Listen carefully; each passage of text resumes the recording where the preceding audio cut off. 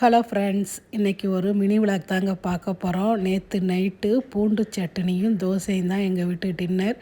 பூண்டு சட்னிக்கு பூண்டு, காஞ்ச மிளகா, கொஞ்சமாக புளி போட்டு எண்ணெயில் நல்லா வதக்கிட்டு ஆறவும் அரைச்சி எடுத்துகிட்டு வந்துக்கலாம். அப்புறம் நல்லெண்ணெய், கடுகு, உளுந்தம்பருப்பு போட்டு தாளித்து அதில் ஊற்றினோம்னா சூப்பரான பூண்டு சட்னி ரெடி ஆயிரும். அப்புறம் எங்கள் வீட்டு பிள்ளைங்க முட்டை தோசை கேட்டனால முட்டையில் பெப்பரும் உப்பும் சேர்த்து நல்லா கலந்து எடுத்துக்கிட்டே எப்போவும் போல் தோசைக்கல்லில் தோசையை ஊற்றி சுற்றிலும் நல்லெண்ணெய் ஊற்றி நாம் அடித்து வச்சுருந்தேன் முட்டையும் அது கூட ஊற்றிக்கலாங்க.